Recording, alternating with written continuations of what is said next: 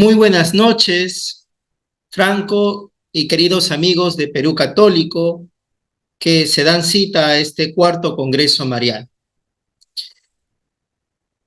Es para mí una alegría poder acompañarlos en esta noche, en este mes tan especial para todos nosotros los católicos, pues es el mes de nuestra Madre, la Virgen María. Y particularmente a mí como fraile, si hay algo que me gustaría que me recuerden es por mi devoción a la Virgen María, porque ella ha estado presente en mi vida, en mi vocación, durante todo este tiempo, desde el comienzo, siempre con su amor maternal, protegiendo, guiando mi vocación para que llegue a buen término. Por eso, terminando ya los estudios de teología, he querido profundizar sobre el dogma de la Asunción de la Virgen María a través de la tesina de grado. Para mí también es muy especial este tema porque Dios me ha concedido venir a este mundo precisamente un 15 de agosto, solemnidad de la Asunción de la Virgen María a los cielos. Quisiera comenzar esta exposición diciendo que la Asunción de María, proclamada como dogma por el Papa Pío XII en el siglo pasado, y a puertas ya de celebrar los 75 años de la proclamación del dogma el próximo año, ha experimentado un fascinante ciclo de interés teológico que oscila entre momentos de intensidad y de calma. Este fenómeno, lejos de ser estático, ha vivido una renovación en los últimos años, mostrando una relevancia que va más allá de las discusiones académicas y que entrelaza muy bien aspectos históricos, teológicos y culturales. En el corazón de este fenómeno está el contexto histórico en el que se proclamó solemnemente el dogma de la Asunción en la Basílica de San Pedro el 1 de noviembre de 1950. Llegaron muchas peticiones globales de todo el mundo. Se hizo una consulta a las diócesis, revelando la amplitud del interés y la importancia atribuida a este misterio mariano. Pero, sin embargo, después de la definición, hubo un periodo de calma que se apoderó del tema. El clamor teológico disminuyó y la Asunción de María dejó ser el foco de discusión en revistas de teología. Parece que tras haber sido objeto de atención preferencial y debates intensos, el asunto había agotado su potencial. Contrario a la expectativa de un interés permanente, en los últimos años ha surgido un nuevo despertar de la teología asuncionista. Este resurgimiento ha sido multifacético.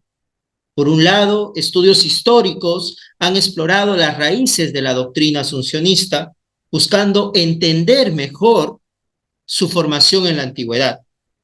Por otro lado, el tema de las apariciones de María han revitalizado la devoción popular y ocupado espacios significativos en los medios de comunicación. Este renacer, queridos hermanos, se encuentra también alimentado por la persistente pregunta que nos hacemos todos sobre el más allá, sobre la resurrección corpórea, que siempre se erige como un tema cautivador. Este trabajo que voy a presentar para todos ustedes consta de 3 partes que reflejan la estructura temática. La primera, como ustedes están observando, va a hablar un poco sobre la historia del dogma, explorando sus orígenes, su evolución. La segunda, un poco más breve, se conecta con las bases bíblicas de la doctrina asuncionista para hacer un esfuerzo de anclar este dogma en el misterio de las Escrituras, que para nosotros sabemos es muy importante, ¿verdad? Y finalmente, la tercera parte se adentra en los aspectos más teológicos, construyendo sobre las secciones anteriores y destacando la integración de la Asunción en el conjunto de toda la doctrina mariana y cristiana, especialmente en relación con la problemática escatológica. Bueno, vamos a comenzar entonces este itinerario con el capítulo primero, que son apuntes históricos de la doctrina de la Asunción. Y vamos a tener aquí que hablar un poco de la perspectiva histórica, qué relatos se tiene sobre la Asunción, qué imprecisiones. Recordemos que a lo largo de los siglos, la figura de María siempre ha sido un objeto de un desarrollo constante, incluyendo tanto en la doctrina como en la devoción popular. Desde el Antiguo y Nuevo Testamento, personajes como Enoc y Elías, junto con eventos vinculados a la resurrección en el momento de la muerte de Jesús, establecieron una base bíblica para la consideración de la ascensión corporal al cielo. No todos estos casos están claros desde el punto de vista histórico. Sin embargo, sirven para ejemplificar que la Escritura considera posible la presencia actual en el cielo de personas con su humanidad íntegra, es decir, en cuerpo y alma. Este punto inicial se conecta con la falta de datos explícitos sobre la asunción de la Virgen en la Escritura y la tradición primitiva, dando paso a una formación de una tradición que se va a ir desarrollando, como lo vamos a ver a lo largo del tiempo. Los escritos antiguos y los padres de la Iglesia, como Justineo e Irineo, inicialmente carecen de referencias directas a la Asunción, pero señalan el desarrollo de temas doctrinales marianos. Las alusiones tempranas del siglo IV, con testimonios de San Ambrosio, San Agustín, San Epifanio, contribuyen a la diversidad de interpretaciones sobre la muerte de María. Así, por ejemplo, San Ambrosio, hablando de la espada que Simeón había prometido a María, dice que no significa necesariamente que ella muriera mártir. La espada, refiere, tiene un sentido espiritual. San Agustín, en referencia a la virginidad de María, afirma que ella siempre fue virgen y que murió virgen. Pero la mención más importante de este periodo, en el siglo IV, es la obra de San Epifanio, un padre palestino que murió en los primeros años del siglo V. Epifanio nos dice que la muerte de la Virgen María fue circuncidada con gran honor.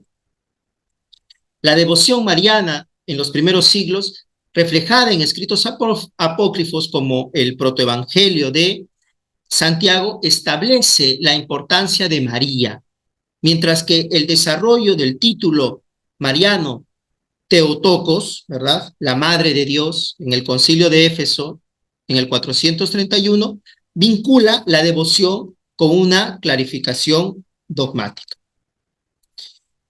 Este término Theotokos, Madre de Dios, ayudó a consolidar la imagen teológica de María al asentar dogmáticamente su dignidad. Es un título muy fuerte, Madre de Dios, contemplada sobre el trasfondo de la divinidad plena de su Hijo Jesús. Entonces, la devoción mariana se consolida aún más con la proliferación de testimonios teológicos y devocionales en el siglo V. La historia del culto mariano y la piedad hacia María se entrelazan, creando una rica tradición que culmina con la formación de la doctrina de la Asunción de María. Y aquí vamos a tener un término importante, los tránsitos marianos, centrados en la muerte y la elevación de la Virgen, destacando como elementos claves en este proceso.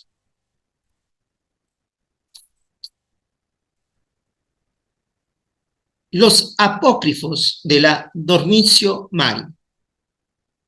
también conocidos como los tránsitos, constituyen una fascinante colección de escritos que ofrecen relatos alternativos sobre los últimos días, la muerte y el tránsito celestial de la Virgen María.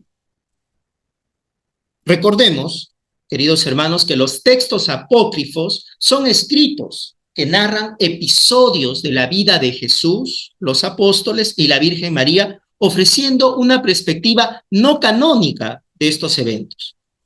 Muchas veces se presentan bajo la autoridad de los apóstoles o figuras importantes de la comunidad primitiva. Estos relatos a menudo contienen elementos fantásticos. Aunque la fecha exacta de composición de estos escritos no es precisa, se cree que los más antiguos datan del siglo IV o finales del siglo III. Pero fue en el siglo V y VI cuando experimentaron una popularización significativa. Las homilías de obispos y sacerdotes se nutrían de estas fuentes apócrifas durante las fiestas marianas, contribuyendo así a su difusión. A pesar de la reticencia inicial de la Iglesia, estos escritos ganaron aceptación al ser depurados de elementos considerados heréticos y al alienarse con la dignidad de María Teotocos, especialmente después del Concilio de Éfeso, que ya lo hemos mencionado. La investigación sobre los tránsitos ha progresado considerablemente en las últimas décadas. Los estudios coinciden que estos escritos proceden originalmente de comunidades que estaban al margen de la ortodoxia, posiblemente con raíces esotéricas e incluso gnósticas. Tenemos textos como el libro del reposo etiópico, que presentan a Jesús como el gran querubín de luz y destacan a María como transmisora de misterios cósmicos de la salvación. También narran la preparación de María para su muerte, su dormición, su asunción al cielo y su posterior viaje a los lugares últimos y escatológicos. Aquí está ya presente el esquema general que servirá de modelo a muchos tránsitos. Algunos de los apócrifos, como los 6 libros de la dormición, se remontan al siglo IV. Estos contribuyen a 2 apóstoles. Destacan el poder de intercesión de María y su capacidad de obrar milagros. Epifanio, en su tratado Panarión, critica a grupos femeninos también, conocidos como colirianas, porque estos grupos honraban a la Virgen con fiestas y ofrendas de pan, como si fuera una diosa. Era un grupo que pensaba que María era de sustancia divina y que había sido asumida al cielo. Pero estas críticas, lejos de lo depurable, evidencian la conexión que hay entre Mariología y las prácticas ya devocionales del siglo. En este siglo, la convicción sobre la asunción de María, como vemos, no era universal. Estaba en ciertos grupos, en ciertos sitios, de modos diversos. Por otro lado, tenemos que los tránsitos se dividían en 2 grandes familias. Aquellos que estaban situados en Jerusalén y los que comienzan en Belén. Un ejemplo destacado es el tránsito del pseudo Juan, que inicia en Jerusalén con María rezando en la tumba de Jesús y culmina con un evento aposteósico con la llegada de ángeles y la voz del Hijo del Hombre. El relato tiene una gran belleza y se centra sobre el tránsito de la Virgen. Su final es glorioso, aunque no concluye con una verdadera resurrección de la Virgen, ya que el cuerpo queda en el paraíso terrestre y el alma en el cielo, y todo queda a la espera de la resurrección final de los muertos. Este elemento final, sin embargo, varía bastante de los distintos relatos que tenemos de la dormición. En cambio, en los tránsitos, el cuerpo y el alma de María aparecen reunidos al final, por lo que se comunica la idea de una resurrección, aunque en realidad la escena parece también quedar a la espera de la resurrección última, pues no se indican palabras o acciones de María. Esto tal vez se deba al hecho de que en la mentalidad de la época la visión de Dios se dejaba para la resurrección al final de los tiempos. Esto nos va a llevar a hablar también sobre, ya que estamos hablando sobre la dormición, hablar de la catisma, el culto y la tumba de María. En la antigüedad se creía que María había muerto y había sido trasladada después al paraíso. Pero hay dos tradiciones distintas que se disputan el lugar concreto de su muerte, si fue en Éfeso o en Jerusalén. Aquí vamos a tener que a favor de la ciudad de Éfeso está la catisma, un lugar emblemático vinculado con la figura de María, su culto y la incertidumbre en torno a su tumba.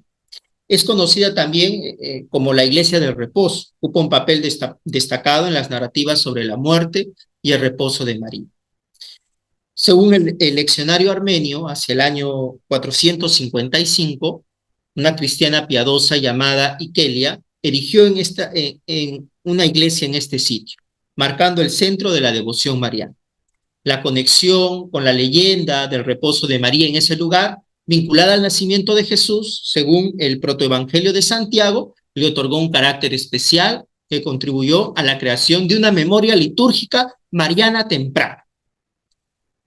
También tenemos que refuerzan la conexión entre la catisma y la muerte de María las visiones de la beata Catalina Emmerich. Detalles concretos sobre la casa de María en Éfeso, donde habría fallecido según las visiones, proporcionan la base para localizar la casa que coincidía con la descripción en los escritos de la mística.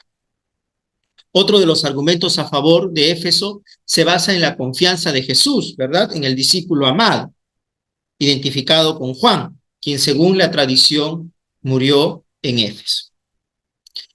Por otro lado, otra tradición sostiene que la muerte de María y su tumba se encuentran en las cercanías de Jerusalén, específicamente en el valle de Cedrón, a los pies del Monte de los Olivos. Existen lugares de devoción en Jerusalén desde el siglo V relacionados con el final de la vida de María, como la iglesia de Getsemaní.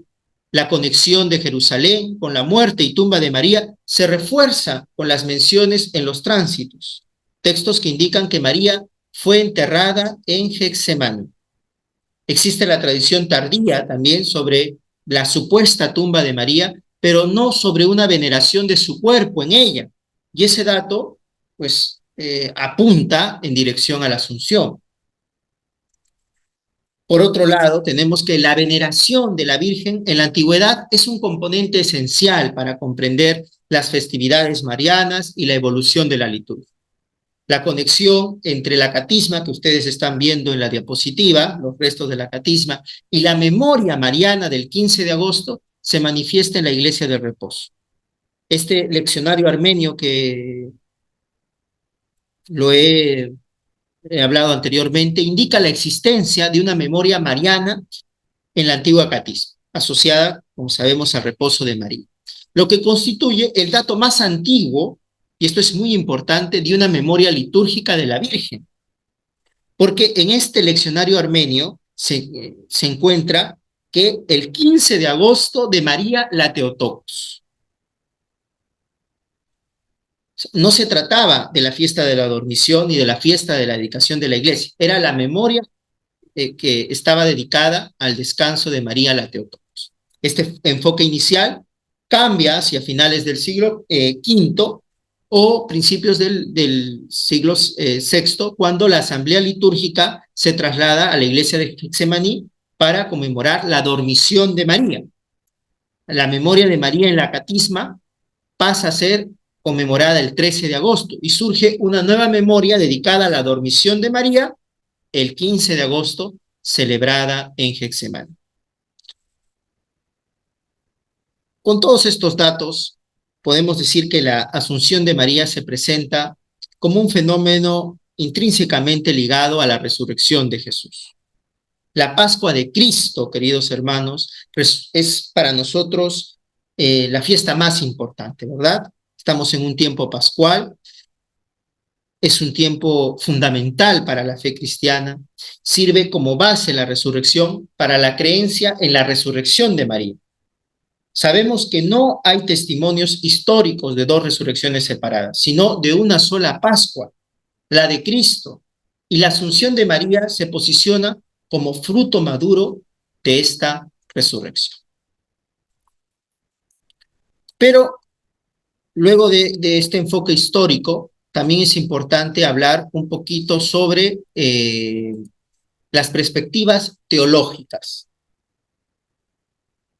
Recordemos que en la teología cristiana temprana, los teólogos hace más de 1000 años llegaron a la conclusión de que la razón teológica mostraba con claridad el misterio de la Asunción, aunque la Sagrada Escritura sabemos que no aborda explícitamente el final de la Virgen, de la vida de la Virgen. Esta creencia también se vio influenciada por escritos apócrifos, especialmente en Oriente, donde las homilías de la dormición a menudo hacían referencia a estos relatos no canónicos. Aunque la influencia de estos escritos era evidente, los predicadores de la época también buscaban motivar la fe asuncionista con sólidos argumentos teológicos. Y un ejemplo destacado es la síntesis de argumentos presentados por el personaje que ustedes ven en la diapositiva, que es San Juan Damasceno, quien razonó según el principio evangélico de las bienaventuranzas, enfatizando la conexión entre la resurrección de Cristo y la asunción de María. Así como el cuerpo santo e incontaminado, dice San Juan Damasceno, que la persona del Verbo de Dios asumió de la Virgen, resucitó del sepulcro al tercer día. Así también era preciso que fuese arrebatada del sepulcro y que como madre fuera trasladada junto a su hijo. Era preciso, dice San Juan Damasceno, que la Madre de Dios poseyera las cosas de su Hijo y que por todas las criaturas fuera ella venerada como sierva del Señor y Madre de Dios. La travesía de estas creencias hacia Occidente se evidencia en la traducción de homilías asuncionistas a principios del siglo X. Sin embargo, este movimiento no estuvo exento de una divergencia de opiniones, como por ejemplo los expresa Pascasio Radberto, quien a mediados del siglo IX abogaba por dejar la cuestión de la asunción en manos de Dios, en lugar de intentar determinarla con autoridad humana. El pseudo Agustín, por otro lado, tomó una posición más afirmativa, argumentando que la asunción se podía probar con argumentos razonables dentro del intellectus fidei, la razón de la fe, ¿verdad? Su enfoque incluyó la conexión entre la carne de Cristo y la de María, la importancia de la maternidad virginal de María y la consideración de que Jesús tenía el deber y el poder de honrar a su madre al librarla del sepulcro. La perspectiva de otro santo, Newman, agregó una capa a la discusión al resaltar la importancia de la armonía entre la asunción y la doctrina cristológica y mariana. Newman argumentó que la asunción no solo se recibió por la creencia de los siglos, sino que también era razonable y conveniente desde una perspectiva lógica y teológica. Para él, la asunción completó la doctrina mariana y satisfacía las expectativas piadosas. Los tránsitos que hemos hablado no fueron aceptados porque se juzgaron razonables sus relatos desde el punto de vista histórico, sino porque se juzgaron razonables desde el punto de vista religioso. La armonía teológica, queridos hermanos, se evidencia en la pluralidad de direcciones en las que puede declinar la doctrina de la Asunción. Tenemos aspectos claves como la maternidad divina, la virginidad, la gracia y la colaboración de María con Cristo, que se entrelazan perfectamente con la creencia de la Asunción. Este cardenal inglés también subraya la excelsa santidad de María como un argumento a favor de la Asunción, al haber sido concebida sin pecado original. María supera a todos los santos y por lo tanto su premio debe ser superior. María, al igual que la primera Eva, opera en la salvación de la humanidad, pero de manera inversa, evitando la corrección del sepulcro. La creencia en la Asunción, según Newman, no solo se apoya en la razón y la conveniencia, sino que también se ve respaldada por la devoción popular. La falta de reliquias y lugares de entierro de María en comparación con otros santos se presenta como un signo de su asunción al cielo. Durante el segundo milenio, la creencia de la asunción física de María al cielo era común. La Constitución Apostólica de Pío XII respalda esta idea, citando a Pedro Canicio, de 1597, ¿verdad? La noción de que el cuerpo de María fue llevado al cielo estaba arraigada en la mente de los fieles y ampliamente aceptada en la Iglesia. El documento Munificentissimus Deus de Pío XII destaca que María, unida misteriosamente a Jesucristo desde la eternidad, fue inmaculada en su concepción y virgen sin mancha desde su maternidad divina. Como colaboradora generosa del Redentor, logró un triunfo completo sobre el pecado. La Asunción de María, preservada de la corrupción y vencedora de la muerte, la elevó en alma y cuerpo a la gloria celestial, donde resplandece como reina junto a su Hijo eterno.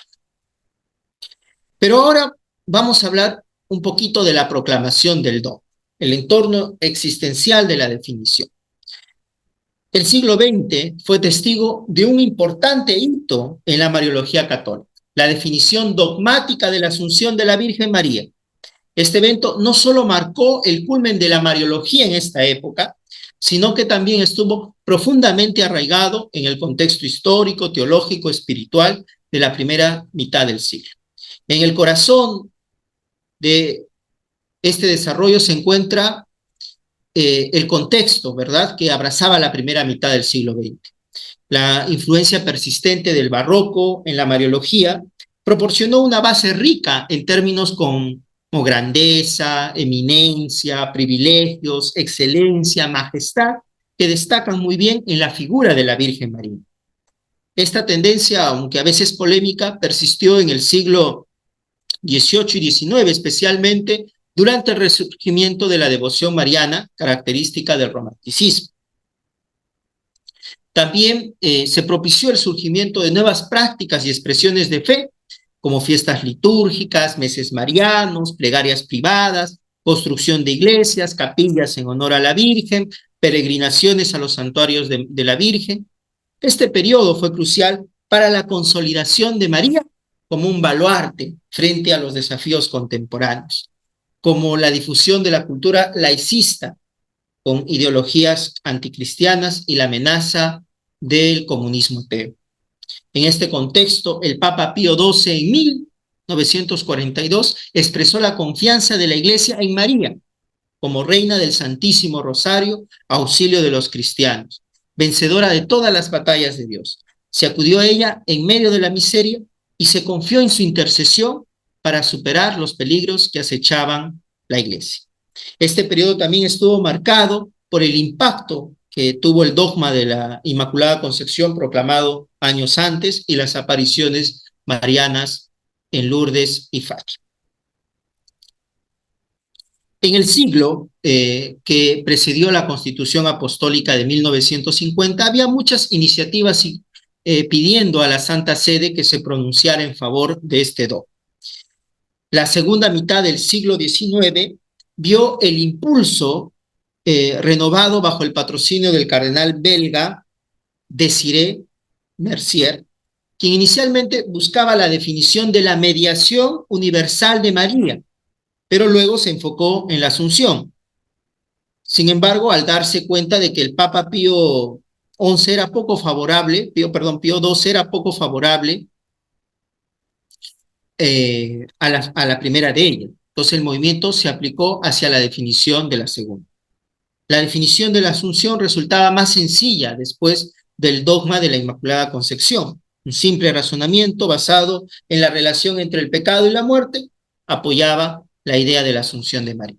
Este esfuerzo teológico no solo buscaba definir dogmas, sino que también reflejaba la necesidad de afirmar la posición de María frente a los desafíos contemporáneos, porque estamos en una época, hermanos, de contexto de guerra, la Segunda Guerra Mundial, con sus amenazas laicistas, comunistas, ¿verdad? La Iglesia veía a María no solo como el símbolo de pureza, virginidad y maternidad, sino también como la defensora contra las corrientes filosóficas y políticas que amenazaban la autoridad y la esencia misma del cristianismo.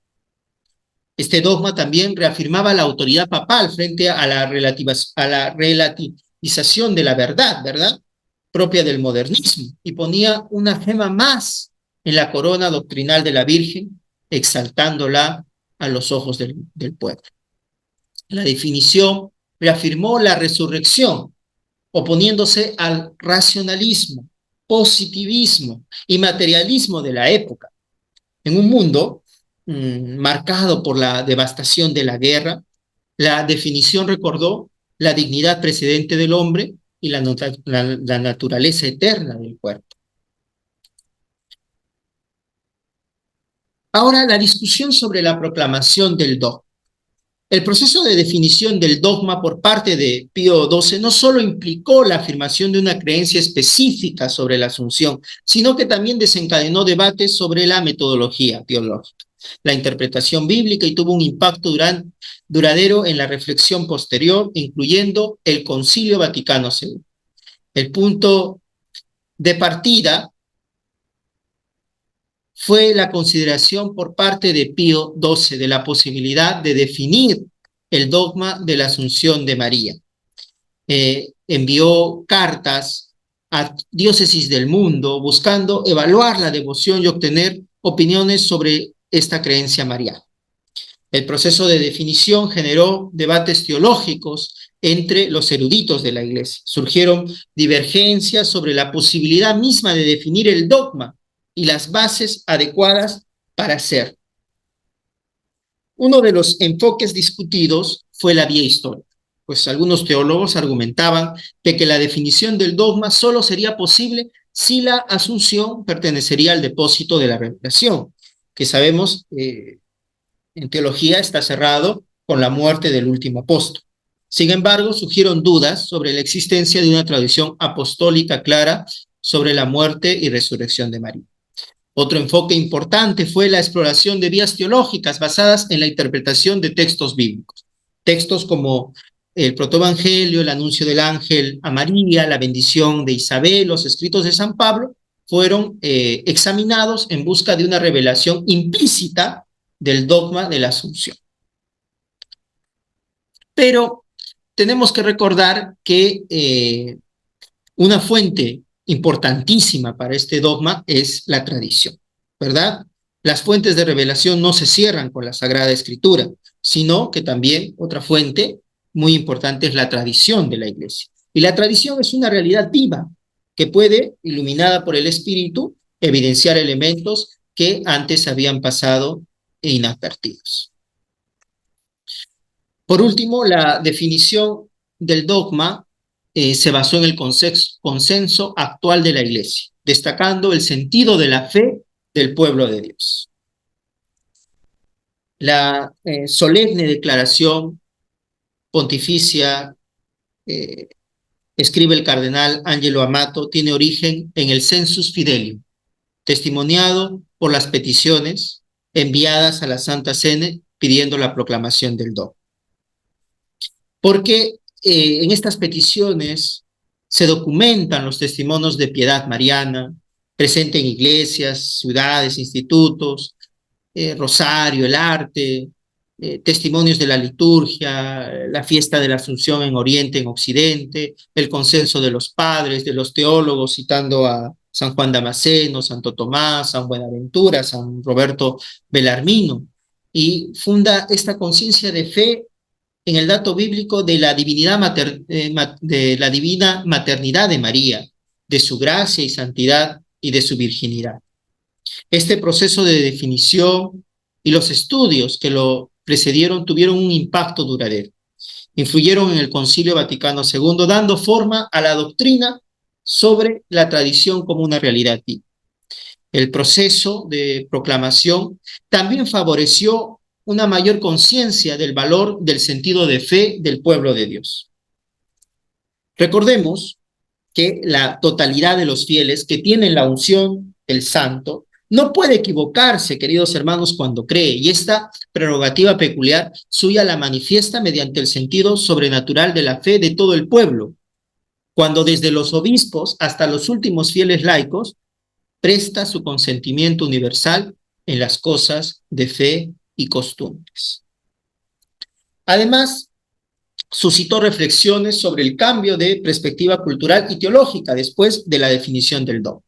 Nuestro querido Papa Benedicto XVI, Joseph Ratzinger, nos dice en su libro Dogma e Predicazione, planteó cuestionamientos sobre la relevancia continua del dogma en un contexto más contemporáneo. Decía el Papa Benedicto, en ese tiempo, Joseph Ratzinger, el próximo día 1 de noviembre se cumplirán 18 años, solamente a 18 años de la proclamación, desde que el Papa Pío XII declaró dogma de la Iglesia Católica la asunción de la Virgen María en cuerpo y alma a la gloria del cielo. Desde entonces ha habido muchos cambios. Vivimos en un ambiente totalmente diferente al de entonces. En aquella época, dice el Benedicto XVI, nosotros, es decir, los hombres que intentábamos vivir la fe y el pensamiento de la Iglesia, estábamos entusiasmados por el hecho de que esa Iglesia, en una época en la que se descubría de nuevo y a veces con una pasión que despertaba inquietud, el cuerpo humano, su hermosura, su grandeza, su dignidad, dice una respuesta bien lejana a una condena del cuerpo, a un intento de amortiguar y reducir en lo posible esta novedad, con una respuesta que era un himno al cuerpo humano, una alabanza al cuerpo. Estábamos entusiasmados de que en una época llena de fe en el progreso, que no quería atarse al pasado, ni ser en medida por él, que no quería mirar atrás, en la que el hombre parecía como un ser del futuro, cuyas posibilidades distan mucho de ser agotadas, en una época en que la Iglesia no hiciera una llamada a volver la mirada hacia el pasado como se hubiera esperado que hiciese, nos remitió al futuro, interpretando desde su fe al hombre como el ser que está por venir, como el que tiene un futuro infinito. Y es que en una época que hemos hablado de guerras, en una situación difícil de revolución del proletariado, pues donde muchas veces quienes son marginados, son los más pobres, los olvidados, se resalte a través de la asunción la dignidad del hombre, su igualdad, y en una mujer sencilla, ¿verdad? Que ella misma se llamó como servidor. Por último, en este último capítulo, vamos a hablar sobre el aspecto ecuménico, que considero también importante a través de este dogma. Primero, la posición de las iglesias ortodoxas y de las comunidades reformadas. La figura de María, venerada en varias tradiciones cristianas, ha sido motivo de diálogo y divergencia entre diferentes ramas del cristianismo. Este apartado presentará pues perspectivas de las iglesias ortodoxas, aquellas nacidas de la Reforma, y de los anglicanos en relación con la doctrina de la Asunción. En las iglesias ortodoxas comparten una fe esencialmente similar a la de la Iglesia Católica en lo que respecta al destino final de María. Su tradición, influenciada por los relatos apócrifos de la Dormitio Mariae, celebran la Dormición el 15 de agosto. A pesar de esta convergencia, surge la molestia por la definición dogmática de la Asunción por parte de la Iglesia Católica. Argumentan que la Asunción no debe ser objeto de una definición dogmática unilateral y directa por la autoridad del Papa, y que tales definiciones son prerrogativa de los concilios ecuménicos. Ahora, las iglesias protestantes que surgieron de la Reforma, como luteranos, calvinistas, anglicanos, se centran, como bien sabemos, en la importancia de basar las doctrinas en la Sagrada Escritura. Si es que para los protestantes no está en la Escritura, simplemente eso no existe. Para ellos, la dificultad en el diálogo ecuménico surge debido a la falta de datos históricos sobre la Asunción en la Escritura. Pero nuestros queridos hermanos protestantes, olvidan que la Biblia no se presenta como una suma de textos desprovistos de relaciones entre ellos, sino que al final también son un conjunto de testimonios de una misma gran tradición. O sea, lo que encontramos en la Biblia al final es una colección de tradiciones, de testimonios que simplemente para conservarlos se han puesto de forma escrita, pero primero ha sido el relato oral. La desconfianza de los protestantes hacia la doctrina católica mariana, pues los protestantes, al derivar de sus creencias directamente de la Reforma, expresan una desconfianza hacia ciertas doctrinas marianas. Temen que la devoción de María pueda opacar la mediación salvadora de Jesús. Y esta desconfianza conduce a un minimalismo mariológico que en ocasiones infravalora la figura de María. Aunque a partir del Concilio Vaticano II, sabemos que estas críticas han perdido fundamento, pues gracias al deseo del concilio de dar a la doctrina y a la devoción mariana una base bíblica sólida, vamos a ver en el siguiente capítulo, y coherente con el dogma. Ahora, con respecto al diálogo con anglicanos y los documentos ecuménicos, tenemos que para este diálogo con ellos se destaca la base de su mariología en la maternidad divina. María Theotokos, hemos dicho que es un título importante, ¿verdad? Aunque comparten algunas fiestas marianas y han reintroducido la fiesta de la dormición en el calendario litúrgico, persiste una preocupación sobre la falta de respaldo claro de la Escritura en la doctrina de la Asunción. Ahora, con respecto al diálogo ecuménico, a pesar de los desafíos, se han producido documentos que buscan encontrar puntos de convergencia. Acá destaco la importancia de interpretar la figura de María y la Asunción a la luz de la Escritura y la tradición. Han surgido documentos como El único mediador, Los santos y María, María, gracia y esperanza en Cristo, que han intentado abordar estas diferencias doctrinales entre luteranos y católicos. Y estos esfuerzos revelan una evolución en la interpretación de la Escritura desde una perspectiva histórico-crítica hasta una visión más amplia que incluye la conexión entre María y la historia de Israel y del mundo. ¿Un dogma obligatorio? Pues nosotros los católicos sabemos que los dogmas son verdades de fe que tenemos que creer, pero cuando estamos hablando en el contexto de diálogo ecuménico, la pregunta central surge con fuerza. ¿Es obligatorio el dogma de la Asunción de María al cielo para nuestros hermanos protestantes, para nuestros hermanos cristianos? Anglicanos y protestantes, mirando hacia un futuro posible de unificación, expresan de manera clara su deseo de no estar obligados al dogma de la Asunción de María. Esta postura marca el inicio de nuestra exploración y plantea una cuestión fundamental en el diálogo ecuménico. ¿Hasta qué punto los dogmas deben ser considerados como requisitos no negociables para la unidad cristiana? La búsqueda de respuestas a esta pregunta nos lleva a adentrarnos a la noción de la jerarquía de verdades. Hay una jerarquía de verdades, porque al confrontar las doctrinas, no olviden que hay un orden o jerarquía de las verdades en la doctrina católica, por ser diversa su conexión con el fundamento de la fe cristiana. El Concilio Vaticano II proporciona un marco teológico significativo al introducir la idea de jerarquía de verdades en la doctrina católica. Reconocer que hay un orden o jerarquía en las verdades, diversificadas por su conexión con el fundamento de la fe cristiana, es esencial para comprender la complejidad del diálogo teológico. Y aquí tenemos la metáfora del árbol. Mi hermano de hábito Congar lo ejemplificaba muy bien de esta manera. Como un árbol, dice, tiene raíces, troncos, ramas grandes y pequeñas y hojas al final en esas ramas, así también ocurre con la doctrina cristiana. No todo tiene la misma importancia para la vida del árbol. aunque todo concurre a la plenitud del árbol. Este enfoque se convierte en un elemento clave al considerar que la asunción de María debería ser vista como vinculante para la fe en una posible unión de iglesias. El principio de la jerarquía de verdades pretende contrarrestar la tendencia de aislar las cosas y separarlas, sino hay que ver nexos en común.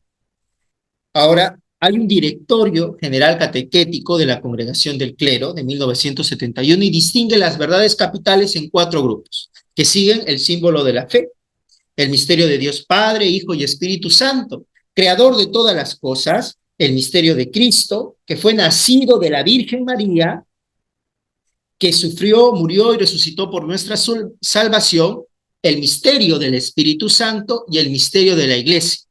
Las demás verdades conectan de algún modo con uno de estos grupos principales. ¿Con cuál relacionaríamos la Asunción? Pues obviamente con el tema de la resurrección, que es una, como vemos, verdad central de nuestra fe. La resurrección de Cristo es importantísimo, para nosotros es el misterio central de la fe, y va en relación la Asunción con la resurrección de Cristo. Entonces, no se debe prescindir el hecho de que los hombres y las comunidades son entidades históricas, que caminan en el tiempo y se nutren espiritualmente en el contexto vital del que están inmersos. Por otro lado, las confesiones cristianas han cultivado sus propios valores, a veces también sus propias fobias, y conservan, aunque sin la plenitud católica, muchos de los bienes constitutivos de la Iglesia fundada por Cristo. Tenemos que también la introducción de la perspectiva histórica revela una capa adicional de complejidad. La fórmula del subsisting in buscaba armonizar las perspectivas teológicas e históricas a reconocer que las comunidades cristianas están en diferentes situaciones espirituales y morales debido a la historia de la separación. Esto plantea la pregunta de si, desde una perspectiva histórica, las diferencias en la aceptación del dogma como la Asunción pueden ser entendidas y reconciliadas. Creo que las propuestas hermenéuticas buscan superar estas diferencias doctrinales, ¿verdad? Y la jerarquía de verdades se convierte en un criterio esencial para determinar cómo facilitar la unión sin banalizar los dogmas definidos. La suscripción al catecismo de la Iglesia Católica se presenta como una estrategia práctica, al final, para avanzar hacia la unidad sin comprometer la integridad de la fe. Si la Iglesia Católica deseara salir al encuentro de esta dificultad y tener en cuenta que, puesto que esta verdad se alcanza mediante el sentido de la fe del pueblo de Dios y no directamente desde las fuentes inmediatas de la revelación, la Escritura, es razonable que la comunidad que desea la unión no haya alcanzado todavía este sentido católico de fe. Tendría que ver si existe alguna vía que facilite este encuentro, una vía que, sin banalizar los dogmas, no contemplase la confesión formal de los mismos. Y para eso, pues, nos vamos a ayudar en el siguiente capítulo de el recorrido bíblico de la Asunción. Para ello vamos a tener que la perspectiva ecuménica de la que hemos hablado busca encontrar los fundamentos bíblicos de este don, reconociendo que la Escritura no ofrece una revelación directa y explícita de este misterio mariano. Sin embargo, se sostiene que la Asunción tiene un fundamento genérico en la Escritura. Es un fundamento, queridos hermanos, explícito, no está implícito, pero podemos nosotros desgranar, y diversas perspectivas bíblicas apuntan hacia su verdad. La tradición interpretativa, evidenciada por los autores del Nuevo y Antiguo Testamento, utiliza la tipología y la analogía bíblica como herramientas para situar sus textos dentro de un contexto interpretativo. Históricamente, uno de los pilares más comunes de los últimos dogmas marianos ha sido el pasaje de Génesis, capítulo 3, versículo 15. Quienes estén con la Biblia pueden ir leyendo mientras vamos desgranando este texto. Este texto se identifica también como el protoevangelio. En el Nuevo Testamento, la figura reconocida de la mujer vestida de sol en Apocalipsis 12, capítulo 1, que lo vamos a desarrollar y que también he visto que en una charla ustedes lo están profundizando, hace referencia y en cierta medida explica el antiguo texto del Génesis. En el protoevangelio se nos habla de la enemistad pondré entre ti y la mujer, y entre tu linaje y su linaje. Él te pisará la cabeza mientras aceches tú su calcañar. Este texto que aborda la enemistad entre la serpiente y la mujer se revela como una clave fundamental para entender la condición humana, la relación con Dios y la visión mesiánica que se desarrolla a lo largo de la Escritura. El pasaje inicia con una explicación de la situación del hombre en el mundo, desde la perspectiva de la fe en el Dios de Israel. Génesis, en el capítulo 3, versículo 15, se convierte en el punto de partida para la comprensión de la condición caída humana y la necesidad de redención. Enemistad entre la serpiente y la mujer emerge como un símbolo teológico de oposición a Dios. La maldición de la serpiente revela su condición humillada, simbolizando a aquellos que se oponen al designio divino. La enemistad entre la serpiente y la mujer no es solo un conflicto superficial, sino que implica una lucha espiritual que se extiende a lo largo de la historia y los linajes. La lucha entre el linaje de la mujer y la serpiente adquiere dimensiones mesiánicas, apuntando hacia un futuro día de victoria con la llegada del rey Mesías. La traducción de los 70 introduce una perspectiva fascinante al personalizar el linaje como un individuo concreto, un Mesías vencedor. Génesis, capítulo 3, versículo 15, no solo aborda la enemistad entre la serpiente y la mujer como un concepto abstracto, sino que la mujer, según la exégesis, se convierte en un símbolo representativo de Israel y más específicamente de la madre del Mesías. La mujer es vista como la encarnación de la fidelidad de Dios y la vocación de Israel. La asociación de la mujer con el Mesías vencedor sugiere una conexión intrínseca entre la madre y el hijo en la historia de la salvación, en dos niveles, histórico y escatológico. La mujer representa al pueblo de Dios y de manera más específica a la madre del Mesías. La Vulgata, al traducir esta perícopa, usando ella en lugar de él, contribuyó a la falta de consenso entre los padres de la Iglesia respecto a una interpretación mariológica unánime del protoevangelio.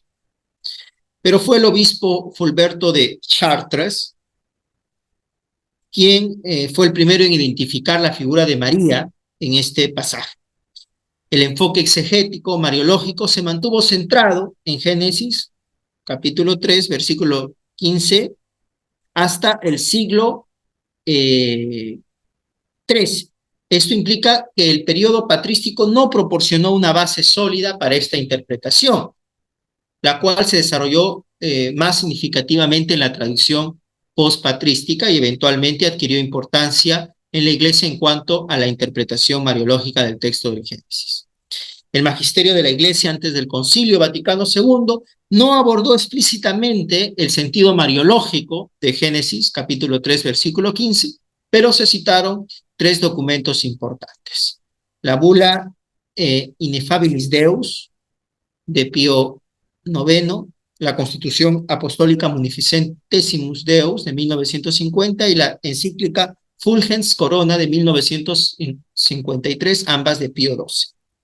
Estas citas se refieren a Eva como figura de María, unida a Cristo en la lucha contra el pecado y triunfante junto a él. El Concilio Vaticano II, a través de la Constitución Dogmática Lumen Gentium, presenta un avance en el magisterio eclesiástico al enseñar claramente el sentido mariológico de este pasaje, indicando que la mujer mencionada en este pasaje es proféticamente aludida como la madre del Redentor. Por otro lado, la carta encíclica de Redentoris Mater, emitida por el Papa Juan Pablo II, en el 87 también hace referencia a este pasaje y afirma con certeza que la mujer mencionada es indiscutiblemente la figura de María. Otra fuente que podemos nosotros relacionar con el dogma es Apocalipsis 12, capítulo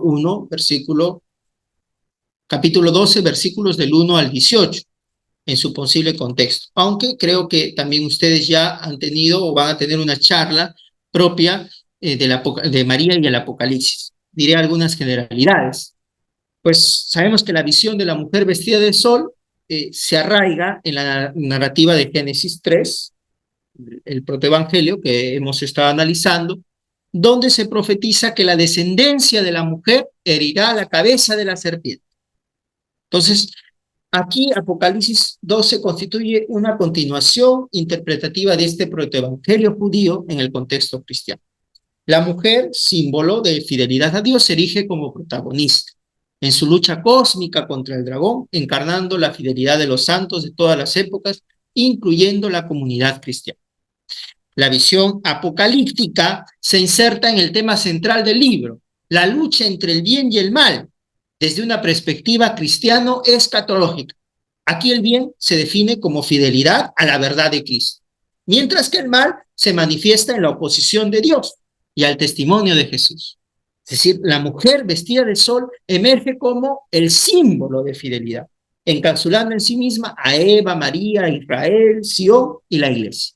Y frente a ella el dragón, personificación de Satanás, que representa esa oposición primitiva y sobrehumana a Dios. La escena se sitúa en el cielo, no como en un lugar geográfico, sino como el símbolo del hecho de que se trata de algo que ocurre ante Dios, como se desarrolla en el ámbito del Dios justo. La corona de 12 estrellas que la mujer lleva sobre su cabeza manifiesta su identidad. Las 12 estrellas significan las 12 tribus de Israel. Y el relato del Apocalipsis 12 detalla la victoria de la mujer sobre el dragón a través de la sangre del cordero, aludiendo la resurrección y ascensión de Jesús. La expulsión del dragón de los cielos despierta un himno de júbilo en la narrativa apocalíptica. Los cielos se liberan del acusador, anunciando la llegada de la salvación y el reinado de Dios. Expulsado de los cielos, el dragón dirige su furia hacia la tierra, buscando hacer daño a la mujer que representa tanto a los santos que han esperado y sufrido por las promesas de Dios como la comunidad cristiana, los dolores de parto.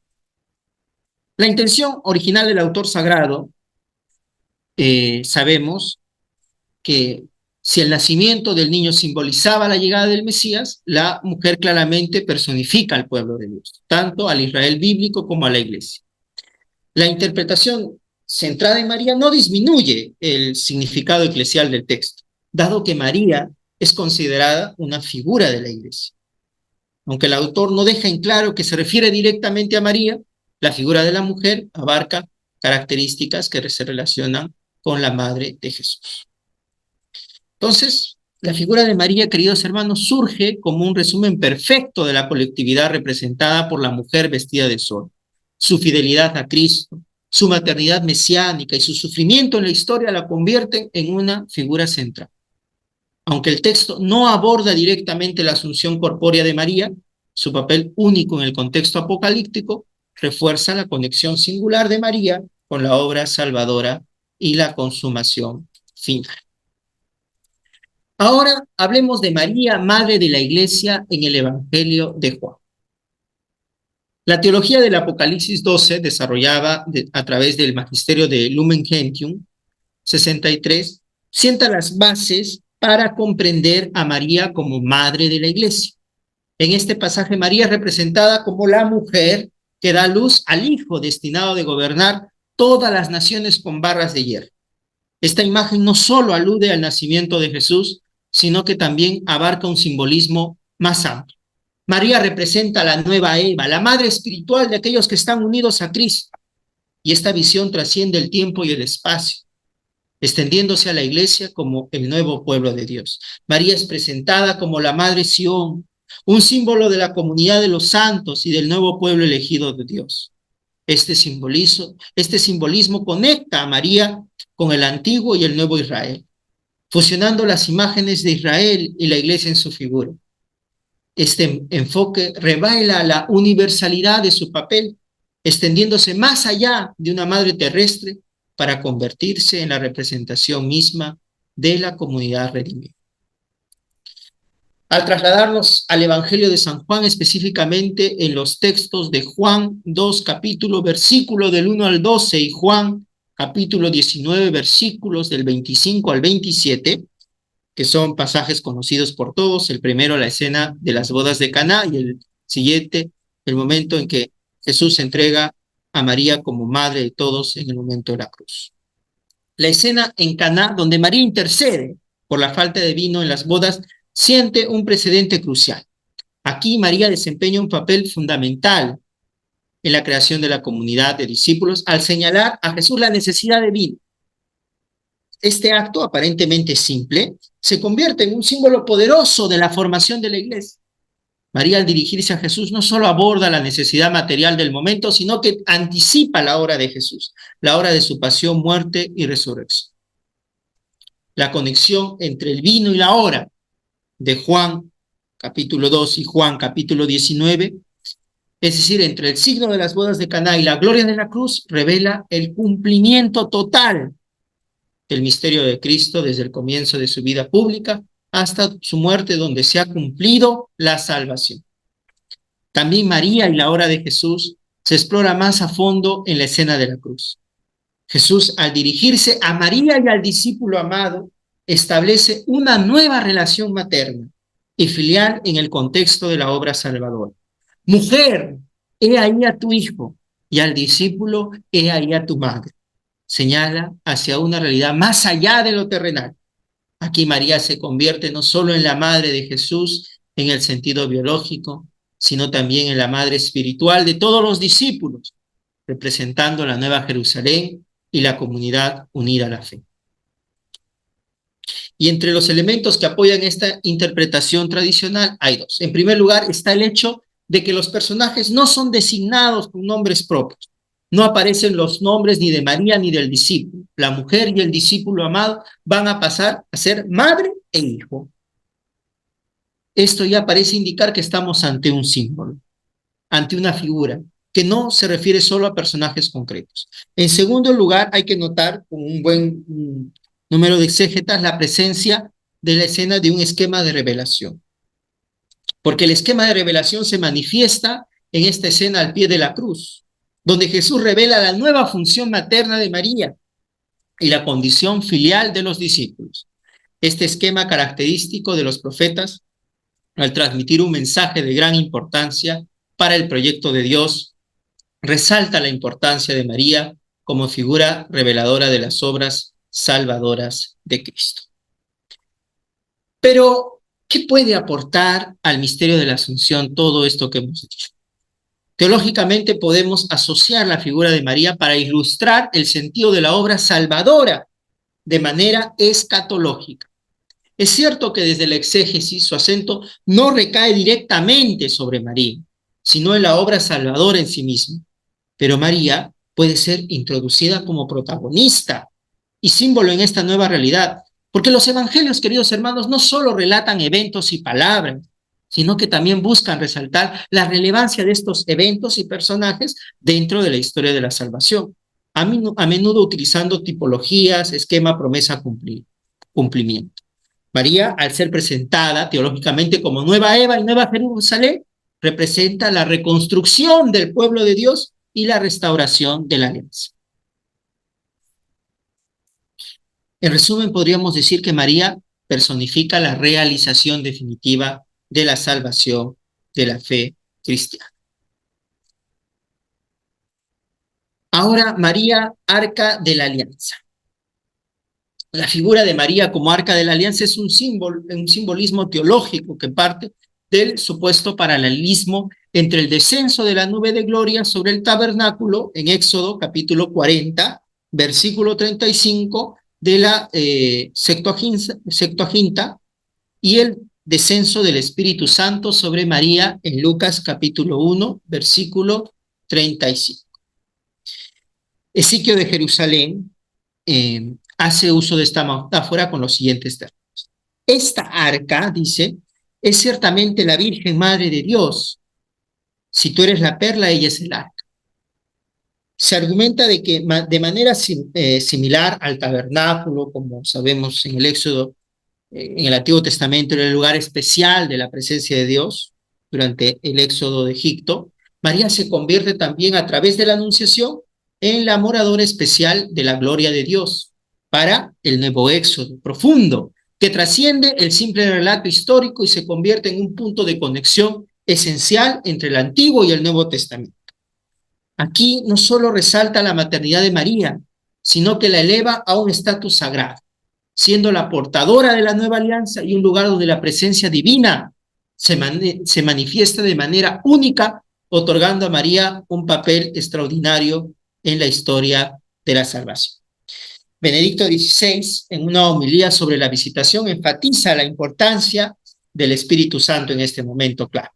María, llevando en su seno al Hijo de Dios, es reconocida como la verdadera arca de la alianza por Isabel, ¿verdad?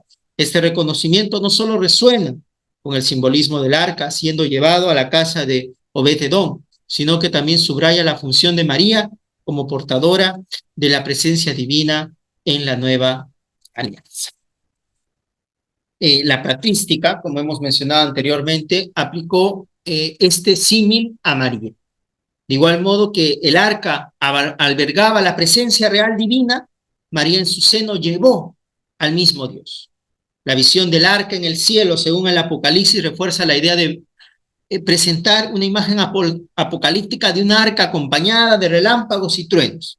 Y esta imagen se asocia directamente con María, como la nueva arca de la alianza, indicando que su destino es trascender la tierra y ser elevada a una dimensión escatológica. Ella, como arca escatológica, no podía tener el destino del arca histórica, dice Benedicto XVI, pues no custodió las tablas de piedra ni fue en algún modo infiel, sino que custodió con plena fidelidad al Señor del universo, que fue fiel y venció la muerte. María, que había sido elegida para ser su arca, no podía yacer en el sepulcro, quedar en poder de la muerte, como figurando una sombra de la derrota en la victoria de Cristo. Tenemos también aquí resonancias asuncionistas de la figura de María desde la analogía bíblica. Para terminar esta parte de la iluminación bíblica, que es muy importante y que hemos visto que es un punto de encuentro, de ecumenismo con nuestros hermanos separados, ¿verdad? Y aquí hablamos de la teología paulina de la resurrección y la consolación de Israel. En el diálogo entre anglicanos y católicos sobre el documento que hemos mencionado anteriormente, María, Gracia y Esperanza en Cristo, se traza un camino particularmente interesante que cimienta la teología paulina, revelando dos motivos sólidamente anclados en la revelación bíblica. Y estos motivos sirven como ejes de coordenadas para la asunción. Tenemos la primacía de la gracia sobre el pecado y la perspectiva escatológica de Pablo. La primacía de la gracia sobre el pecado se manifiesta en la luz de la historia redentora. Recordemos que Pablo en sus escritos presenta un modelo de gracia y esperanza en Cristo, expresando la supremacía de la gracia presente en la historia y orientada hacia la consumación final. La visión paulina no aborda el pecado de manera aislada, sino desde la esperanza de la gloria de Dios que Dios reveló con la elección de Israel. Este enfoque se condensa magistralmente en Romanos capítulo 8, versículos 29 al 30, donde se describe una cadena histórica de vocación, justificación y glorificación. Y esta secuencia se aplica eminentemente a Cristo, siendo primicia y origen de la gloria, pero también se extiende a Israel y de manera especial a María, quien encarna la cima más alta de Israel. El segundo motivo que se entrelaza con la primacía de la gracia es la perspectiva escatológica de Pablo. Él considera el plan salvador de Dios desde la luz de la gloria de Cristo resucitado y exaltado a la derecha del Padre, que hemos dicho que dentro de las jerarquías de la fe es una de las principales, ¿verdad? Su reflexión sobre el pecado surge desde la escatología última. desde la visión del hombre pleno y resucitado al que estamos llamados a ser. Los cardos y las espinas heredadas del pecado se iluminan con la esperanza de la gloria que Dios ha inaugurado en la elección de Israel. María, desde el prisma de la teología paulina y la consolación, emerge como un personaje singular. Su papel adquiere una dimensión única en vista de la glorificación. Pablo afirma que aquellos a quienes Dios predestinó, llamó, justificó y glorificó. Esta secuencia se aplica eminentemente a Cristo, pero también se extiende a Israel y de manera destacada a María, porque desde sus orígenes ella fue favorecida por Dios, la agraciada, la llena de gracia, preparada para ser madre del Salvador y unida plenamente a Él por la fe. Se convierte entonces en un reflejo de modelo de gracia y esperanza en Cristo, anticipando en sí misma esta cadena de vocación, justificación y glorificación. María, como primicia de los futuros resucitados, encarna de manera cumplida y perfecta el modelo paulino, mereciendo ser plenamente consolada por Dios en compañía de su Hijo Jesús. Y para terminar esta parte de la Biblia con referencia al dogma, tenemos la teología de la participación en la kenosis, exaltación de Cristo. En el núcleo de esta teología se encuentra el pasaje de Filipenses capítulo 2, versículos del 5 al 11, donde se presenta el acto de renuncia del Hijo de Dios a su gloria íntima en favor de la redención de la humanidad. Este acto de abajamiento extremo culmina con la exaltación del Hijo como Señor y Mesías, estableciendo un modelo de vida para los cristianos que invita a participar en la kenosis de Cristo para experimentar la resurrección. Es decir, el abajamiento y la glorificación. San Pablo formula un impresionante programa de existencia cuando invita a todos los cristianos a participar de la kenosis de Cristo para poder también ser parte en la resurrección de entre los muertos.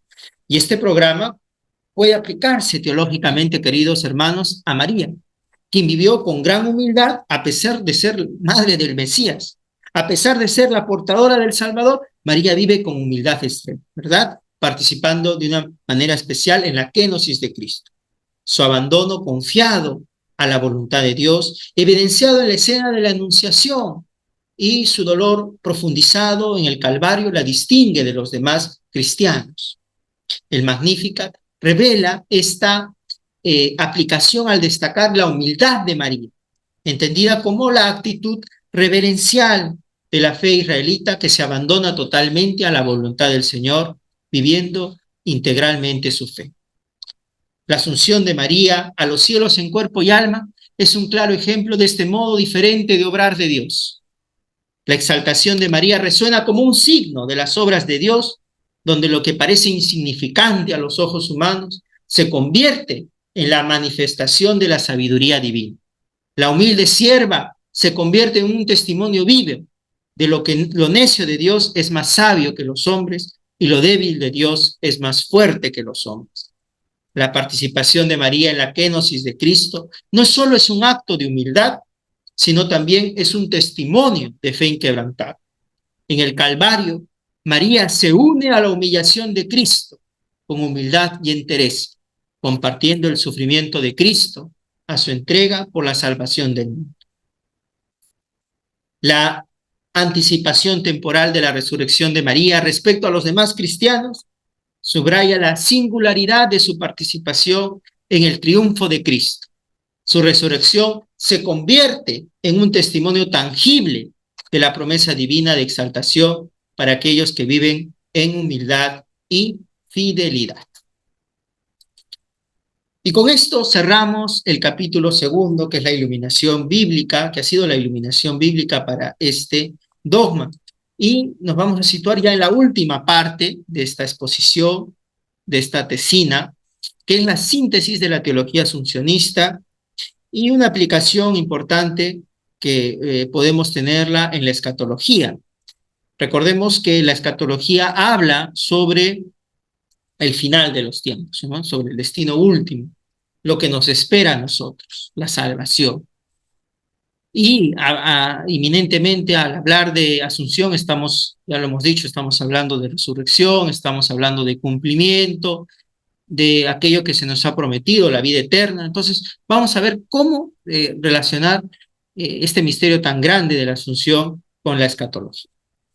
Para ello vamos a tener significados teológicos fundamentales. Y vamos a decir que María es la mujer escatológica, porque para comprender plenamente la situación única de María es crucial analizar su perspectiva como mujer escatológica.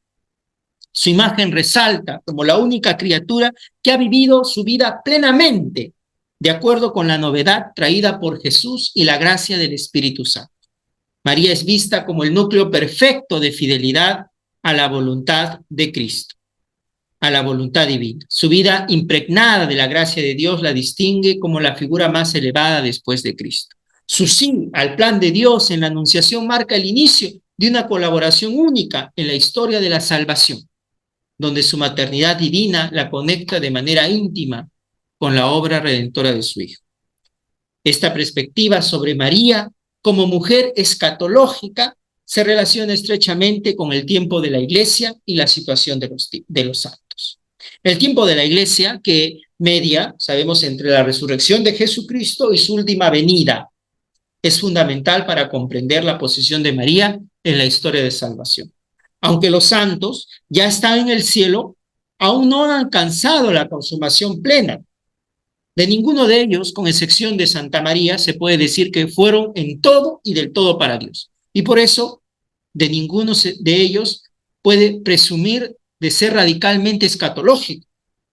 El efecto de la muerte los hizo pasar de su participación todavía provisional y irrevocable en el presente escatológico terreno de la salvación a su participación ya irrevocable. No les alcanzó una salvación íntegra. Además, la solidaridad de los santos con los pecadores proporciona otro aspecto importante para comprender la situación única de María. Mientras los santos están en solidaridad activa con los pecadores, compartiendo en su condición humana y luchando contra el pecado, María, redimida, plena y perfectamente, no comparte su condición pecaminosa. Su solidaridad con la humanidad se manifiesta de manera diferente. Colabora con Cristo en la redención de la humanidad entera. No desde la lucha contra el pecado, sino desde la plenitud de la gracia divina. Ahora vamos a hablar de la salvación ya acontecida, porque la asunción de María está estrechamente vinculada con la centralidad de Cristo. En la historia de la salvación, Cristo, como el Hijo de Dios encarnado, es el eje alrededor del cual gira toda la obra redentora.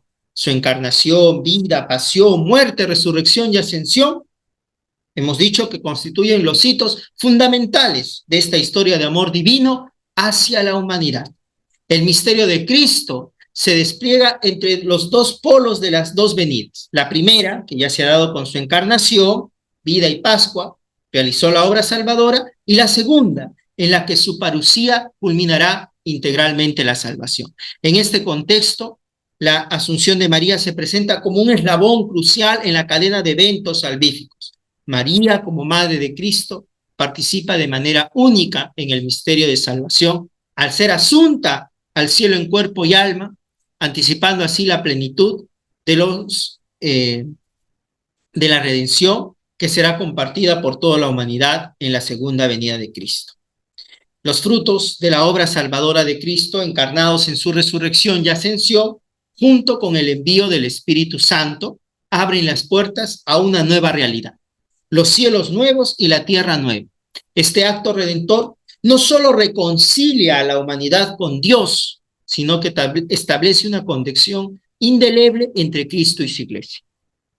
Si no se pudiese presentar una realidad creatural perfectamente salvada, tendríamos que hablar de una salvación imperfecta, in actu, y de unos cielos y tierra nueva ciertamente inaugurados por la resurrección de Jesús, pero en el fondo vacíos. O sea, se necesitaba una criatura que ya esté gozando totalmente de esta plenitud. Y esta figura es María. En esta relación entre Cristo y la salvación plena emerge la figura de María como un eslabón crucial. Su papel como tipo de la Iglesia y miembro más excelente destaca su participación en la obra salvadora. La Asunción de María, celebrada en la fe cristiana, se convierte en el complemento indispensable para afirmar que la salvación ya se ha realizado, porque este evento trascendental no solo exalta la dignidad de María, sino que también señala la consumación de la realidad salvada. Si bien, como hemos dicho al inicio, es posible que otras personas hayan sido asuntas al cielo, la elección de María para este honor resalta su papel preeminente como la madre de Jesús. La tradición cristiana sostiene que así como Cristo no está separado de su iglesia, tampoco está separado de su madre. María, al ser asunta al cielo en cuerpo y alma, muestra nuestra vocación suprema de todos, de toda la humanidad, ser transformada y elevada a la gloria divina. Su participación plena en la vida trinitaria señala el destino final de todos los creyentes. ¿Cuál es? La unión perfecta con Dios en el cielo. En la Asunción vemos que en Dios hay espacio para el hombre. Dios mismo es la casa con muchas moradas de la que habla Jesús. La Iglesia enseña que María fue llevada al cielo en cuerpo y alma, lo que resalta la importancia de la corporeidad en el plan divino de la redención. Esta verdad desafía las actitudes dualistas que menosprecian la materia en favor del espíritu y afirman la dignidad intrínseca del cuerpo humano. La Asunción de María proclama la verdad fundamental de que Dios se preocupa no solo por nuestras almas, sino también por nuestros cuerpos, y que la salvación abarca la totalidad de nuestra existencia. Es decir, ya no debemos hablar solamente de la salvación de las almas, sino la salvación de la persona, porque la dimensión corpórea ha sido menospreciada tanto teórica como prácticamente. Han habido muchas doctrinas maniqueas, losetas, modos de gnosticismo y platonismo, arrianismo, monofisismo y sus derivados que han rechazado escandalosamente la encarnación y resurrección de Cristo, ya que veían la materia como algo inferior, inconcebible, distante a lo divino. Pero nosotros hemos sido creados también con un cuerpo.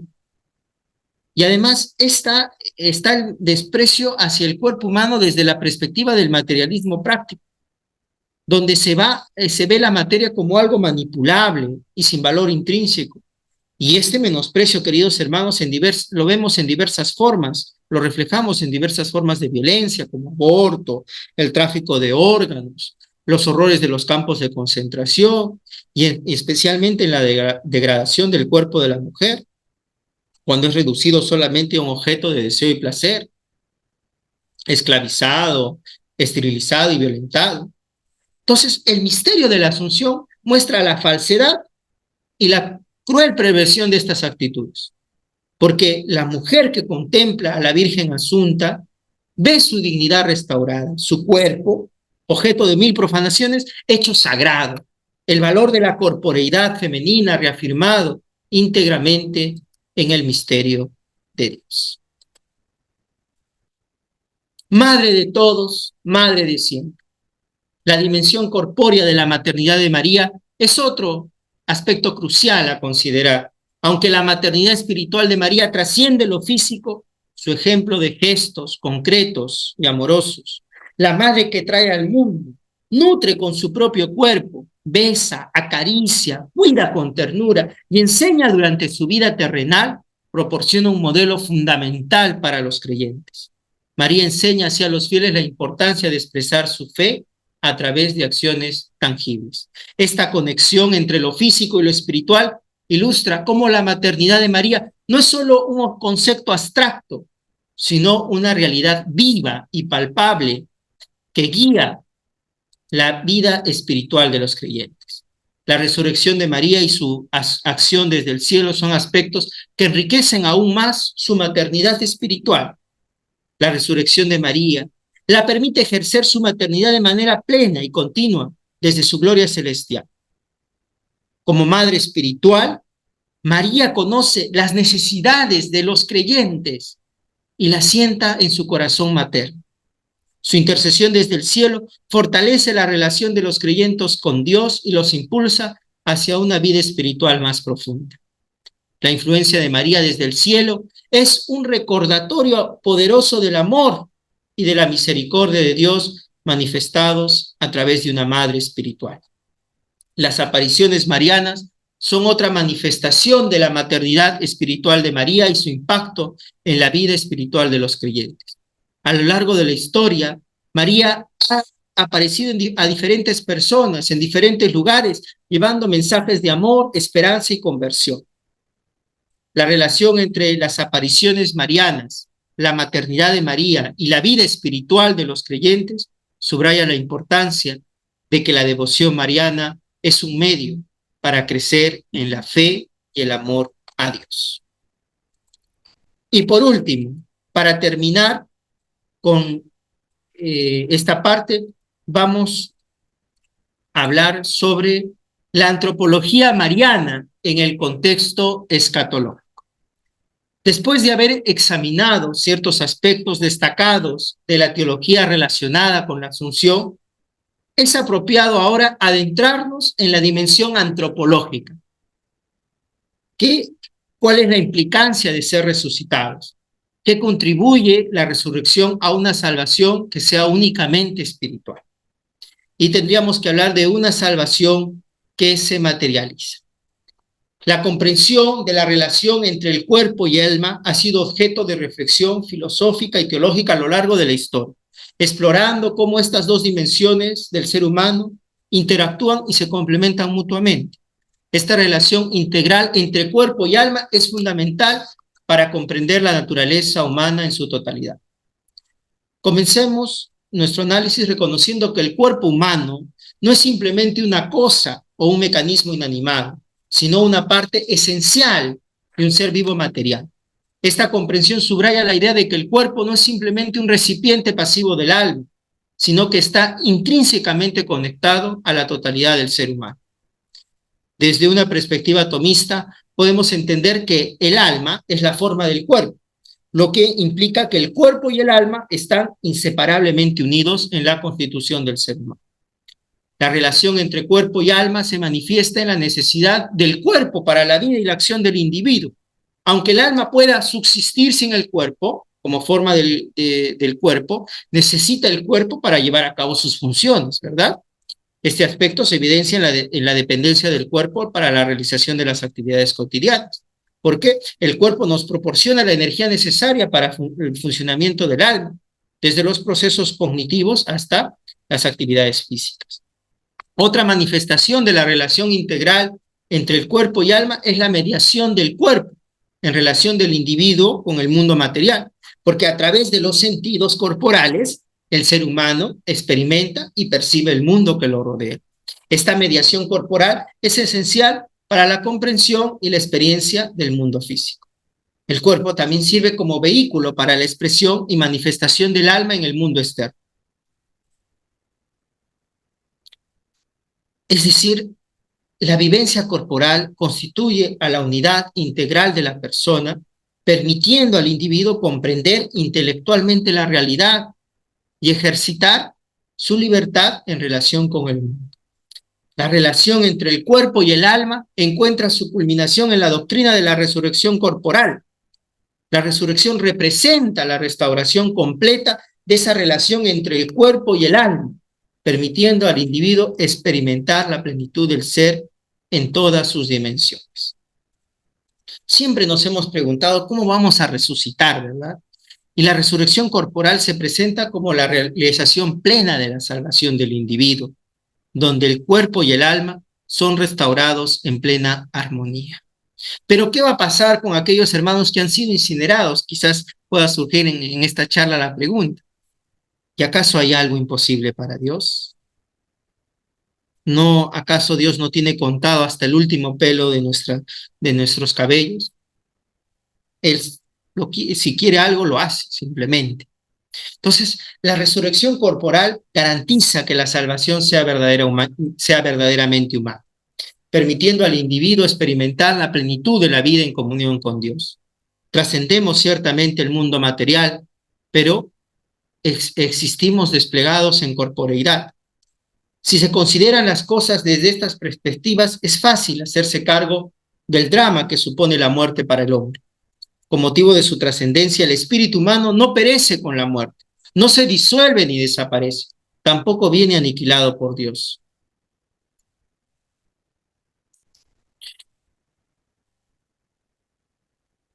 Se me fue la diapositiva, pero ahí está, ya. Pero se considera que trascendemos ciertamente el mundo material, pero existimos desplegados en corporeidad. Si se considera las cosas desde estas perspectivas, es fácil hacerse cargo de este drama, ¿no?, que supone la muerte.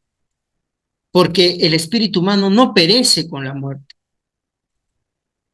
Es importante aquí, queridos hermanos, que podamos nosotros entender que nuestro cuerpo está también cargado de esta corporeidad, que la salvación nos habla de una integridad, que tanto el alma y el cuerpo son importantes. Y Dios no nos llama a la salvación desde una parte de nuestro ser, sino desde la integridad de nuestro ser. A veces creo que tendemos nosotros a escudriñar las cosas o a separarlas, es decir, solamente la parte espiritual. Pero Dios me está llamando también desde la parte física. Todo de mí tiene que ser para Dios, como lo ha sido la vida de la Virgen María, como lo ha sido todo para Él, ¿verdad? Todo ella ha sido para Él. Entonces, también en nuestras relaciones con los demás, en nuestro día a día, en nuestra forma de ver la vida, también nosotros tenemos que vivir esta corporeidad a la que está llamada hacia la salvación. Ahora, la idea de la asunción corporal en la gloria celestial subraya la importancia de la encarnación en la experiencia humana. Esta doctrina afirma que el ser humano completo, incluyendo su cuerpo, es acogido por Dios en la gloria celestial. Y por último, la asunción y la discusión sobre la escatología intermedia. En el corazón de la escatología cristiana y la reflexión sobre la naturaleza del alma después de la muerte, se encuentra el concepto del estado intermedio. Este estado, sabemos según la tradición de la Iglesia, refleja la condición de los difuntos antes de la resurrección final. Se sostiene que los justos ya gozan de la visión de Dios, pero aún no han alcanzado la plenitud de la salvación, que se realizará en el último día con la resurrección de los cuerpos. Los santos gozan ya de la visión de Dios, pero todavía no han obtenido esa salvación plena que alcanzarán en el último día, cuando podrán poseer a Dios en cuerpo y alma. Esta condición de los difuntos refleja su solidaridad en Cristo con los que aún peregrinan en la tierra. Una solidaridad que María compartió con el resto de los hombres en modo diferente. Recientemente, no obstante, la noción del estado intermedio ha sido objeto de interrogantes por parte de varios teólogos, tanto en la tradición católica como la reformada. Este asunto ha generado mucho debate. Se rechaza la idea de que el alma separable del cuerpo, de un alma separable del cuerpo, considerándola esto una influencia platónica en la enseñanza bíblica. Aunque la Biblia reconoce una dualidad entre espíritu y materia, no la separa de manera que uno pueda existir sin el otro. Por lo tanto, la muerte no debería concebirse como la separación del cuerpo, del alma y el cuerpo, sino como un nuevo estado del ser humano. Tampoco tendría sentido de que el alma recibiera un premio antes que el cuerpo en la vida eterna. A partir de estas premisas se plantea una alternativa después de la muerte. Los seres humanos están simplemente en la mente de Dios, o un estado pasivo similar a las sombras del Sheol, que era el lugar de los muertos, o bien reciben inmediatamente el premio de la resurrección, es decir, la salvación completa. Esta última posición, conocida como la teoría de la resurrección post-mortem, ha sido apoyada por algunos teólogos. Algunos teólogos han propuesto la teoría de la resurrección post-mortem, defendiendo que los hombres reciben inmediatamente después de la muerte el premio de la resurrección y la salvación definitiva. En el ámbito de la escatología, las objeciones se centran en la importancia que el Nuevo Testamento otorga a la resurrección de los muertos en comparación con el estado intermedio. Se critica la tradición teológica anterior que enfatizaba la visión beatífica del alma separada, ¿verdad? Cuando veamos a Dios en toda su plenitud y gloria, relegando la resurrección final a un corolario irrelevante. Se propone reevaluar la importancia de la resurrección y cuestionar la existencia del estado intermedio. Entonces surge la pregunta sobre si realmente existe un tiempo después de la muerte o si la muerte nos libera de la temporalidad. Esta discusión lleva a considerar la teoría de la resurrección tras la muerte, argumentando que no hay un lapso temporal entre la muerte y la resurrección final. En contra de la noción radical de que el alma no pueda ser separada del cuerpo en el contexto bíblico, yo señalo que aunque los términos bíblicos para alma no coinciden exactamente con el concepto filosófico, la Escritura reconoce un principio espiritual en el hombre que persiste después de la muerte, fundamental para la comprensión espiritual del alma. Tenemos pasajes bíblicos, ¿verdad?, que sugieren esta distinción entre alma y cuerpo, como las palabras de Cristo sobre ganar o perder el alma y la esperanza de Marta en la resurrección. La expresión alma separada puede no ser de todo precisa, sugiriendo que en su lugar la idea de un núcleo humano que representa tanto lo espiritual como lo material. La salvación debe afectar al hombre en su identidad y unidad, pues tanto el cuerpo como el alma fueron protagonistas de una misma historia personal, y esto no parece darse en la escatología intermedia. Así, desde la importancia de la resurrección de los muertos en el Nuevo Testamento, se reconoce que aunque la tradición teológica ha enfatizado en ocasiones el estado beatífico del alma separada, esto no niega la existencia de un alma separada, ni implica necesariamente una resurrección post-morte. Sumando a lo anterior está la resurrección en el contexto judío, que se refería siempre al cuerpo físico, y la especulación sobre la transformación del cuerpo en la resurrección, sugiriendo que el cuerpo terrestre será premiado y transformado para el poder divino en uno glorioso y apto para la inmortalidad. En nuestra resurrección, la potencia divina transforma la materia que fuimos y da a nuestro espíritu una nueva fuerza activa, una dinamis, que la permite reconfigurar consigo el cuerpo en la nueva condición gloriosa y hacerlo así apto para la inmortalidad. Es cierto, esa transformación no es fácilmente imaginable, pero tampoco parece nada contradictorio al poder de Dios. La teoría de la resurrección post-mortem, aplicada a la asunción de María, discute cómo algunos teólogos interpretan la asunción no como una anticipación cronológica de la resurrección al final de los tiempos, sino como un paradigma de lo que sucede a todos los fieles al pasar la barrera de la muerte.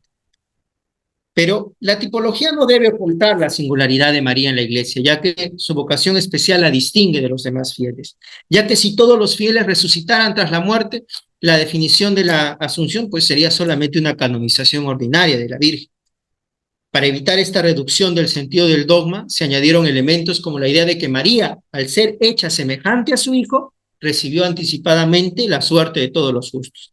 Y este concepto, pues queridos hermanos, se refleja en el credo del pueblo de Dios y en el catecismo de la Iglesia Católica. Una cuestión fundamental en el debate sobre la naturaleza del alma después de la muerte es la temporalidad post-mortem y su relación con la tesis de la resurrección. El atemporalismo sugiere la ausencia total del tiempo tras la muerte. Esto solo sería coherente si se considera el alma como un espíritu puro separado del cuerpo. Sin embargo, desde una posición opuesta, defendida por este trabajo que les estoy presentando, como es el núcleo espiritual del ser humano que persiste como un espíritu encarnado, mantiene así cierta forma de temporalidad. Esta perspectiva se basa en la idea de que el alma está intrínsecamente vinculada al cuerpo y por lo tanto tiene la capacidad de experimentar y gestionar la temporalidad. Porque hay que distinguir, hermanos, entre el tiempo físico objetivo y el tiempo antropológico subjetivo. De esta forma que la conciencia humana asume la temporalidad como propia y por lo tanto el tiempo del alma se apoya en cierta medida en el tiempo físico. Sobre la pregunta si el núcleo humano personal que persiste después de la muerte conserva una estructura temporal, yo sugiero que de manera similar a la impronta histórica corporal del cuerpo que fuimos, el alma podría llevar consigo una traza temporal. De esta forma, incluso en el más allá, el alma puede percibir su propia subjetividad como una forma de persistencia o duración, aunque esta no se refiere a un tiempo objetivo, sino al tiempo subjetivo propio de la situación del alma. Ni se le debe pensar sin una memoria del pasado que también lo enlaza con los otros y con el mundo. Así se da la solidaridad entre los seres humanos en términos de creación, historia, gracia y pecado. La esperanza de la propia resurrección también implica la esperanza de reencontrarse con todas las relaciones personales, amorosas, amistades, colaboradores, contextuales, profesión, aficiones, raíces personales que se tuvieron en la vida terrenal, porque la red de cohumanidad es simultáneamente una red de cotemporalidad, lo que subraya la interconexión y la temporalidad compartida entre las personas. Los santos en el cielo experimentan esta temporalidad de manera trascendente, manteniendo una conexión misteriosa con la historia humana y el fluir del tiempo en nuestro mundo. La escatología intermedia, por lo tanto, resulta como signo de camino solidario del género humano de Cristo y la idea de que este Dios recapitulará todo en Cristo cuando la historia esté completa. El misterio de la Asunción se analiza desde la perspectiva de una participación en solidaridad humana, aunque desde una posición única como mujer escatológica. Se destaca que, al igual que todos los seres humanos, María espera en la gloria la plenitud de los nuevos cielos y la nueva tierra, la segunda venida de Cristo. Pero su felicidad en la gloria está ampliada y reforzada por la resurrección corpórea, lo que implica una experiencia de duración de esa felicidad. Aunque el cuerpo resucitado no esté sujeto a las leyes del tiempo en físico, la existencia en sucesividad es inherente al ser humano, lo que permite a María anticipar lo que sucederá al final de los tiempos. Y ya luego de esta presentación quisiera terminar con unas conclusiones que creo que nos podrían ayudar a ver este dogma, yo consideraría como de los 4 dogmas de la Virgen, el que está por encima de todos, porque al final, para nosotros, lo más importante, la resurrección y la salvación, ¿verdad? Y en este dogma, se podría decir, es la coronación de todo lo que ha hecho María, de todo lo que ha sido ella. Finalmente, la meta está en la Asunción. Y por eso la Asunción emerge como una joya teológica, encarnando una amalgama de significados profundos que, como lo he ido desarrollando al inicio, han ido moldeando la doctrina cristiana a lo largo de los siglos. La Asunción no es un hecho aislado, queridos hermanos, sino que se entrelaza intrínsecamente con la resurrección de Jesús. Forma parte del plan salvador de Dios y emerge como el vínculo entre estos dos eventos salvíficos. Recordemos que María es el vínculo, siendo la resurrección de Jesús la base sobre el cual se erige la esperanza de la resurrección. La categoría de mujer escatológica adquiere una nueva dimensión en el contexto de la Asunción. María se eleva como la figura que encarna el cumplimiento escatológico, la plenitud de las promesas divinas registradas en la Escritura. La vida trinitaria en María se muestra de manera plena y completa, y la Asunción se convierte en esa culminación de esta experiencia. La relación entre alma y cuerpo en este evento es fundamental, como lo hemos visto, ya que no solo refleja la vida de la Trinidad, sino que también destaca la unicidad de María como receptora de la gracia divina. La esencia trinitaria anima su ser y se manifiesta en su cuerpo. Y en nuestro trabajo hemos explorado esta dinámica. El cuerpo refleja la vitalidad del alma de manera diversa y vibrante. La Asunción permite una vivencia plenamente humana del amor divino, palpable en María, quien lo experimenta en múltiples facetas, abarcando todo su ser, incluso su corporeidad. Muchas veces nosotros tendemos a desligar esto, como les decía en la charla. Dios nos llama desde la integridad de nuestro ser, no desde una parte de él. Y este amor colma su corazón maternal con las necesidades de la humanidad, extendiéndose a lo largo de la historia. La Asunción de María adquiere un significado más amplio al convertirse en un símbolo de esperanza y consolación. María, al ser resucitada, y anticipar en la resurrección final de todos los seres humanos se erige como un faro de esperanza en el horizonte de la fe. Y también la Asunción de María sirve como garante de la eternidad presente, un puente entre lo temporal y lo atemporal. He ido, como hemos visto en la charla, cuestionando la aplicación de esquemas temporales a la situación post-mortem, porque el hombre, compuesto unitario de espíritu y materia, es intrínsecamente temporal y relacional. Y este evento no solo simboliza la felicidad de la gloria, sino que también alienta la esperanza de alcanzarla, de encontrarnos nuevamente con los seres que amamos, de evidenciar la salvación que ya se nos ha dado en Jesús. La existencia gloriosa, aunque escapa el tiempo físico, se despliega en una sucesión antropológica, donde la Asunción se presenta como un ancla de la esperanza en la duración y sucesividad de la comunión eterna con Dios. En el misterio de la Asunción, María, queridos hermanos, no solo se eleva a los cielos, sino también que eleva la comprensión de la fe, invitando a todos nosotros a contemplar la esperanza que yace en la eternidad divina. Que Dios nos bendiga a todos y que María siempre sea ese foco de luz que nos permita ver de manera más cerca a Jesús, de llevar una vida más totalmente de acuerdo a lo que el Señor nos pide, a lo que el Señor nos llama.